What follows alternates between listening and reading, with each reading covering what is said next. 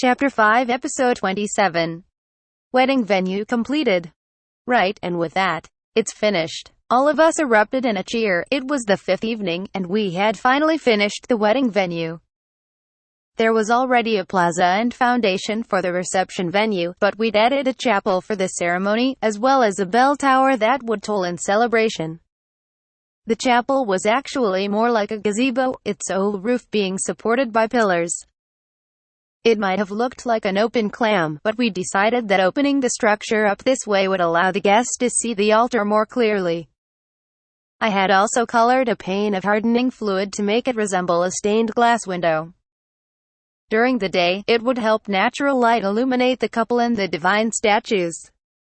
Of course, there were no attendees or statues now, but the sunset created a contrast of color on the structure's beige walls which made it look majestic, especially considering how quickly we set it up.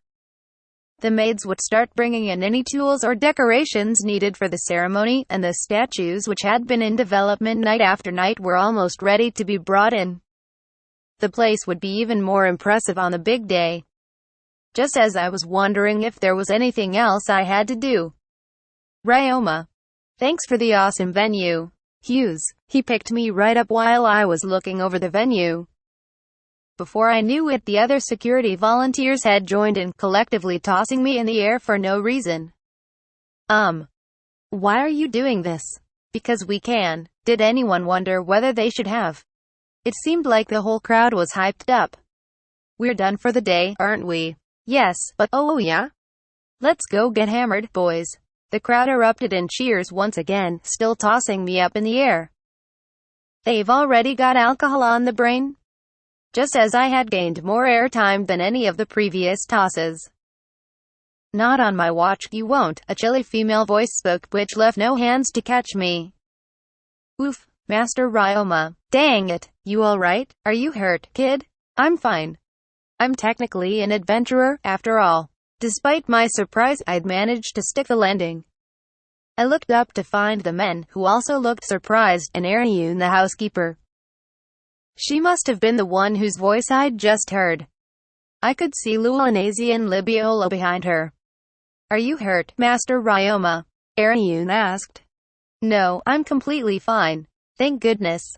I evidently picked a bad time to speak up. My apologies. Oh, no, it's nothing. What was she trying to say, anyway? Now, as I was saying, it's all fine for you all to go out drinking, but not with Master Ryoma. See, come on, Miss Ariune. Ryoma's got protection from the god of wine, so he can hold his liquor just fine. Can't we return the favor for him, since he's been working so hard for us? Drinking is one thing, but getting hammered is quite different. If all of you decide to disappear into the night, will Master Ryoma have to walk home alone in the pitch darkness? Will the bartender even let him come in with you? Well, if I may. I don't think it's a good idea. Even you. Luanese. It sounded like Hughes was trying to take me out to a party, but now that Luanese had joined the protest, things weren't looking too hot for him. Personally, I didn't mind tagging along, but I figured it wouldn't be a good look if I did. Then, Libiola crouched down like she wanted to tell me something. Aren't they just talking about going out for drinks? I asked.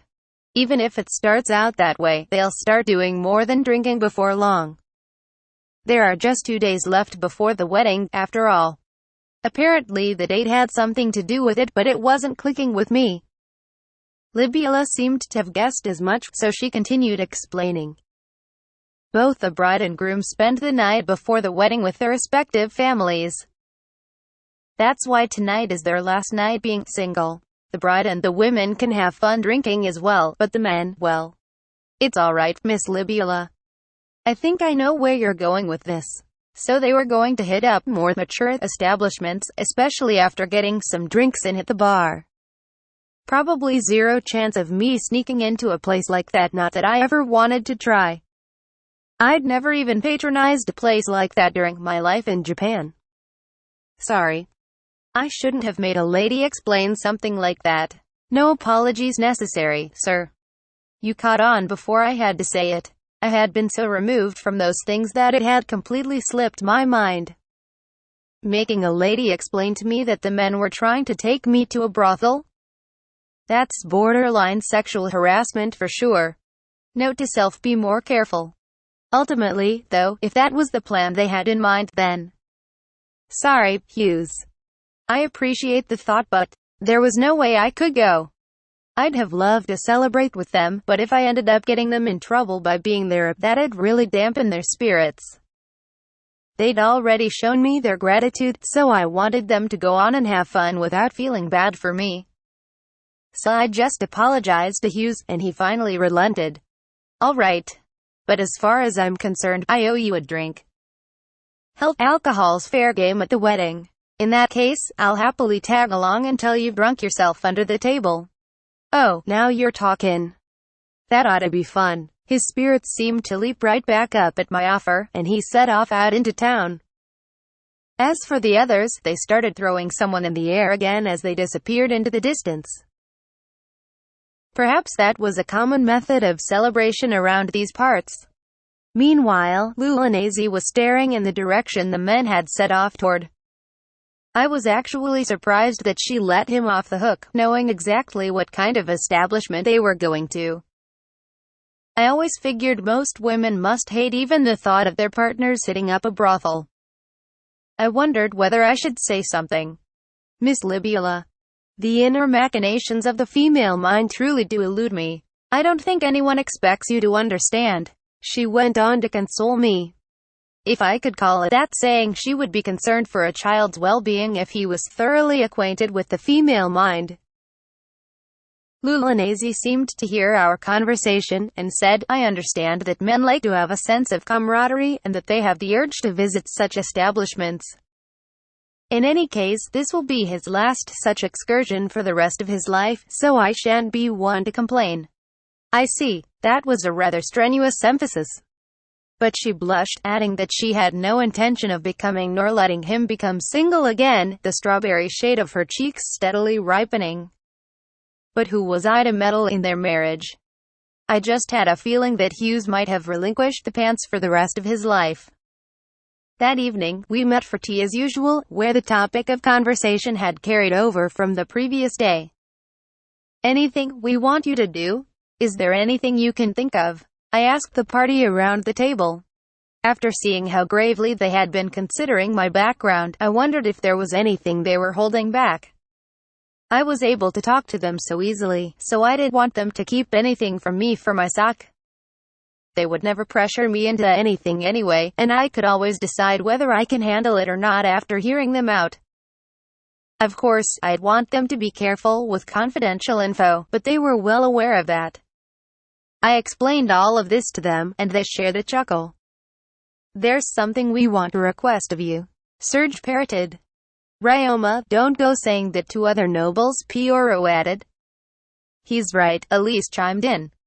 Someone nefarious may jump at the opportunity to demand money from you or ask something impossible of you. I know it's because you trust us though. A lot of people won't say no to us even if they wanted to, Reinhardt said. We can't really be vocal about our problems because they can sneak in an opportunity to manipulate us somehow. But I don't see a problem in telling you, Ryoma. Each of them seemed to accept my request in their own way. I waited for a few minutes, but no requests came my way. I think I've made much more than I've put in with the waterproof fabric metal music boxes, Serge muttered.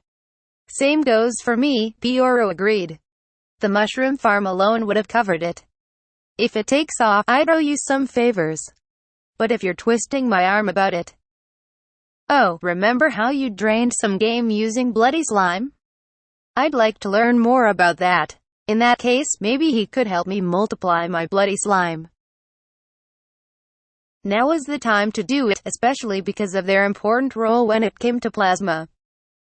I wanted to increase their numbers before anyone figured out how valuable they were. Currently, I still only had 9 of them, since they didn't multiply so well. If word gets around, wars would be fought over them, Serge commented. Elise nodded in agreement. Literal wars? Quite possibly, if we can increase the supply. we may be able to keep the demand low enough for us to step in and keep things peaceful. And having them kept in multiple locations would minimize the risk of losing all of them through some sort of freak accident. Most importantly, I trust Pioro. We have a store branch over in Lenef, so it won't be hard to communicate. That's a huge responsibility. Why don't you lend me some bloody slimes for draining game, just to test the waters? I want to know how much of a game changer they'll be, and what I'd need to prepare. I'm sure there's a bunch you were able to teach me about keeping them too. Right. Let's not rush into it, and take our time talking this over. And so we set that topic aside for now. Just as I was wondering if they were going to mention anything else, Reinhard quietly spoke up. Could you possibly open a branch of the laundry service here in Ganago? No problem. I'm training people with the idea of setting up more branches, and that's why I increased security. I'll have to look into where we can build one. But may I ask why? I might have told you this before. But the House of Jamil, from my father's time as the Duke, has been working on improving the environment of our land, particularly to prevent the spread of diseases. Come to think of it, Reinbach was outraged when that disease came out of the septic tank. Not that anyone shouldn't have been. I've been told that the most important aspect of preventing ailments is to keep oneself clean. You've mentioned something like that too, didn't you, Ryoma?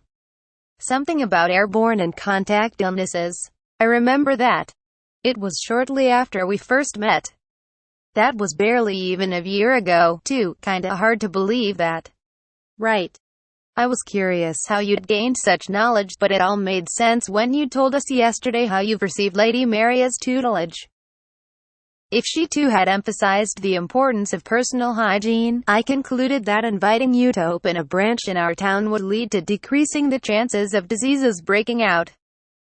I've heard wonderful things about your business. Not only can the common citizen keep themselves clean for a reasonable price, but there is no heavy labor involved either. Even men who usually tend to not pay too much mind to their cleanliness frequent your establishment. Perhaps they are your best customers. If it helps prevent diseases on top of that, I couldn't ask for anything better. That made sense. For the sake of his land and his people, he wanted to keep an eye on it close to him, sort of like a trial.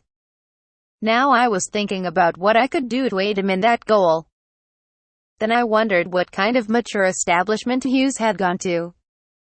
What if I spread a rumor that the ladies preferred men who kept themselves clean? I didn't know how much of an effect that would have, but I thought the clientele of such establishments must have some sort of want for female attention. Besides, I assumed that those who ran those establishments must have had a preference for clean customers, even if just to lower the risk of their employees contracting diseases. Plus, I had nothing to lose from gaining more clients. Come to think of it, those establishments must produce more dirty laundry than most other places. I've had people running ordinary inns come in for a recurring contract, but I don't have any contracts with those mature establishments yet. At least, I didn't think I did. If I did, there weren't many of them.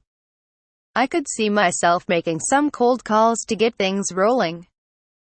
Or did I want to set up a shop dedicated to those businesses? In modern Japan, such establishments were usually run by the Yakuza, so I started tallying up the forces I had available to me to defend. Ryoma. Yes. Sorry, I was lost in my thoughts. Well, if it's too much for you to handle, then. No, I was just mulling over how to go about running the new location. Oh, I see. I trust your business decisions, of course, but there's no need to go the extra mile just for my sake. I just want to see how your service would impact the area. It didn't seem like I had to worry too much about this request either. We decided that I should talk it over with Karm before hammering down any of the details. I was ready to hear the next request when Reinhard added, I have a great spot in mind for your location here.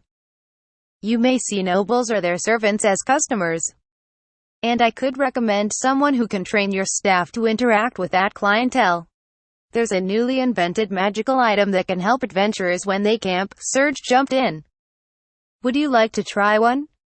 I'd love to hear what you think after I've got your back when it comes to food, Ryoma Pioro piped up. We may have travel rations, but you have the dimension home, so I'm raising sprint rabbits to feed my familiars, since they multiply so quickly. They can turn into quite a pest, so you need to train with the Tamers Guild to handle them. But before I knew it, they were all talking about helping me out again. I was very grateful, of course, but it left me at a loss as to when I could turn the discussion back to me helping them out. But their generosity made me feel all warm and fuzzy, so who was I to complain?